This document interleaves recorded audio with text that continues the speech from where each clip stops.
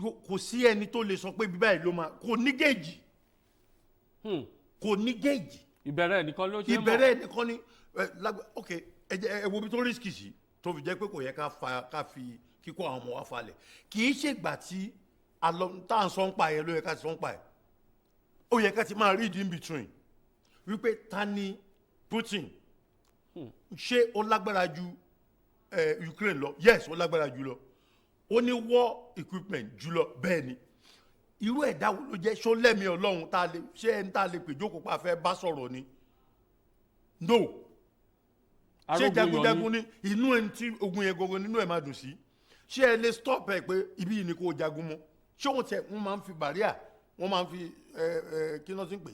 bí òdiwọ̀n sọ̀rọ̀ ogun kò possible ìdí ẹ̀ tí o fi possible rẹ̀ number one tí bí ìbá jẹ́ civilian quarters tí ẹnìkan tí wọ́n ń wá tó bá sá wọbẹ̀ kó jẹ́ 1000 èèyàn ló wà ń bẹ̀ kí warlord kan sá wọbẹ̀ ó tẹ́ àwọn tó ń jagun lọ́rùn láti destroy the entire 1000 civilian to make sure pé warlord yẹn ò lọ because tó bá ti lọ lẹ́ẹ̀kan ẹ wò from the angle pé tó bá ń ṣèbò tí àwọn ògbólógbò tó ń gbé wọn mú bọ ẹyọ kan àbádà méjì dání tẹ́ ẹ bá pé 2000 fúnra ilẹ̀ máa sá lọ abẹ́ẹ̀kọ́ àwọn ará estate yẹn jẹ́ kán tó kàn fẹ́ dìbò kẹ́nìkan sọ pé tuálè kọ́ yọ àdá báyìí wọ́n máa ẹlòmíì máa gbàgbé káàdì ìdìbò ẹ̀ síbẹ̀ ni tó máa fi sá lọ tó bá ń process ẹ̀ lọ́wọ́ á ní ó bẹ́tà kó wọn padà sílé á ní sàjẹ́ntà mórídélé ó bẹ́tà ju Major General Bógun lọ so the same way lẹ gbọ́dọ̀ fi wò pé ta ni Putin kí ló ń jẹ ogun kí lẹ fi ń jẹ èjì ogun wọ́n á destroy wọ́n á prefer kán destroy ibẹ̀ yẹn kí warlord yẹn má lọ torí tó bá escape wọ́n pé wọ́n mọ the next target ẹ̀ á destroy àwọn that is one. Again, when you look at it, fẹ́ràn yín létí, I can't remember exact year. American business person kan Ohasi North. Àwọn ó wà nínú den àwọn Boko Haram. How it got there, I can't remember. American government wọ́n send the special force. Nígbà tó ń rí pé ó ṣeéṣe kan pa wọn to that region. They did negotiation. They brought their army. Even without the consent of Nigeria, tó bá dẹ̀ jẹ́ consent Nigeria, it was not publicized. And they extracted the man, they got the man out of. Wọ́n mú man yẹn jáde mbẹ̀. Ìyẹn show pé wọ́n cherish citizen wọn. Yeah, wọ́n cherish. Kò tí wọn ò tí ì pa o. Bó ṣe débẹ̀, ètò ṣe pàtàkì ní pé káwọn kọ́kọ́ gbé jáde. And you can imagine how much èlò náà máa ná láti pé kọ́kọ́ special voice wọn ò máì láti lọ bá another country tó bá ní àsíbẹ̀ o lè jẹ́ ṣáàdì o lè jẹ́ ọ̀rọ̀ àwọlé síbẹ̀ wọ́n á send intelligent officers wọn wọ́n á kó machinery tẹ̀lé lẹ́yìn wọ́n make sure pé wọ́n gbé ẹni yẹn wọ́n gbé jáde wọ́n tó gbé dé Amẹ́ríkà ìjọba tó nífẹ̀ẹ́ ọmọ orílẹ̀-èdè àwọn ò ṣẹ́rìṣì ẹ̀mí ara wa púpọ̀ tó dájú. tó pé ó yẹ kán ti lọ kó gbogbo wọn. before time nítorí pé number one àwọn ọmọ tẹ́ ń wí wọn ò ṣe military ẹ ní control lórí Russia ẹ̀dẹ̀mọ́rú ẹ̀dá tí ẹni tó wà ń bẹ̀ tó jẹ́.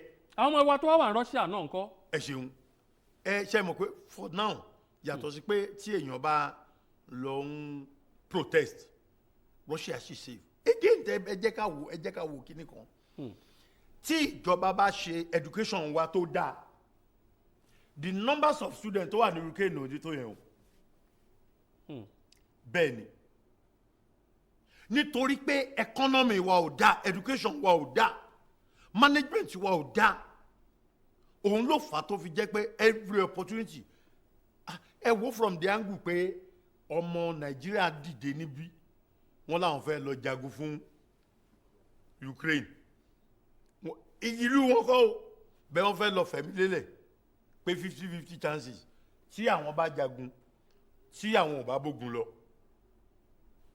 àwọn lè di citizen àbí kẹ́ẹ̀kan bẹ̀rẹ̀ sí ní ṣe one thing or the other there kó bẹ́tà ju Nàìjíríà lọ until tí mass destruction wá omi wà ní Ukraine iná wà wọ́n ń jẹun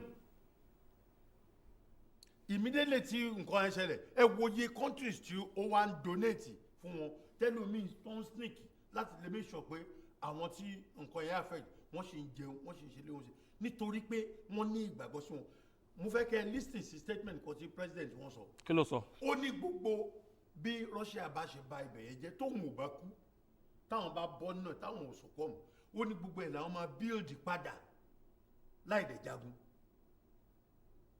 ó ṣọ̀pẹ́ economy wọn táwọn bá blaze up within a short period of time. akọfẹ padà. àwọn akọbẹ padà ṣe lè sọ bẹ́ẹ̀ kò sá ní Nàìjíríà. kí ló bàjẹ́ ní Nàìjíríà tó lè sọ pé ó dá ẹ lójú pé within a stipulated time á padà sáàyè ẹ̀.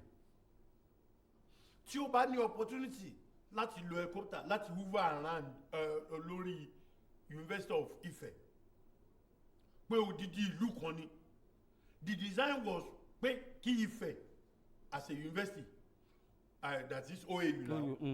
Ọbáfẹ́mi Awólọ́wọ̀ University. Fine. Kó lè cater fúnra ẹ̀ as a city. Virtually everything. Kó produce economy wọn kó solve. That's why tó fi ní landmass rẹ̀kẹ̀rẹ̀kẹ̀ bẹ́ẹ̀.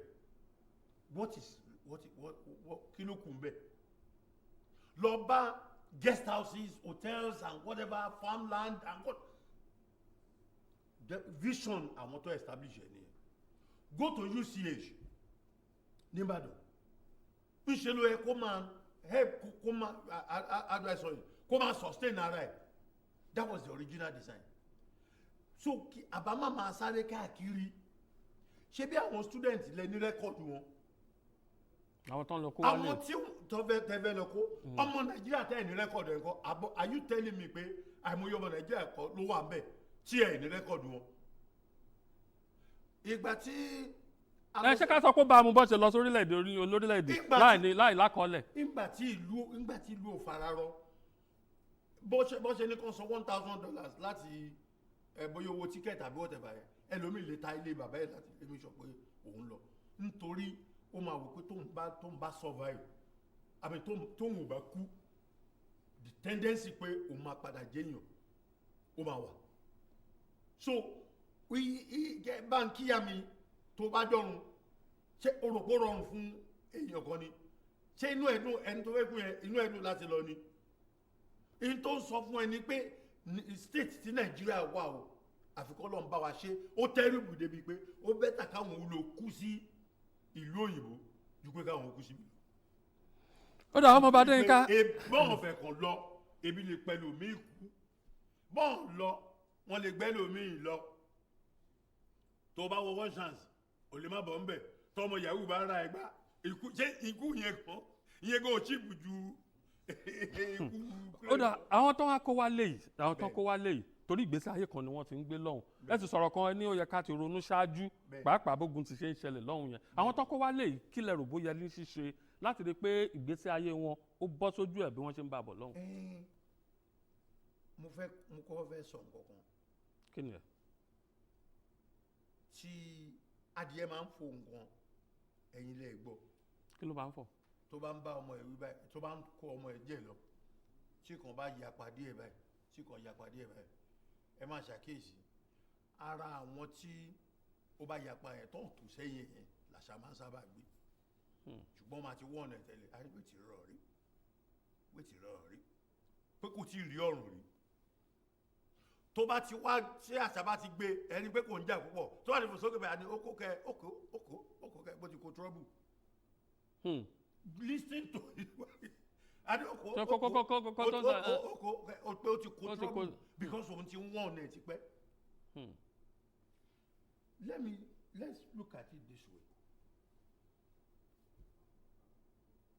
Like I told you pé Nigerian state pé kò dáa. Wọ́n lọ kó wọn wálé. N fẹ́ kẹ́ ẹ kọ́kọ́ padà lọ wo ẹ̀yìn. Irú àwọn èèyàn bẹ́ẹ̀ tá a kó wálé kí la ṣe fún wọn. Àwọn tí a kó kúrò ní Bakassi up to tomorrow nígbà tí wọn ò lè gbé ibi tí wọ́n kó wọn dà sí ni wọ́n sì ń jẹ rabaraba létí tí ibẹ̀ yẹn tí àwọn kan mìíràn sójà dẹ́ ń dà wọ́n láàmú wọ́n ń bọ́ sóko ẹlòmíì gan tó lọ ń dà láàmú bẹ́ẹ̀ àkétà fún wọn. Àwọn tí ó kọ́kọ́ padà láti Tripoli láti Libya mélòó la kétà fún how much is $100 tẹ́nìkan lọ fi settle down ẹlòmíì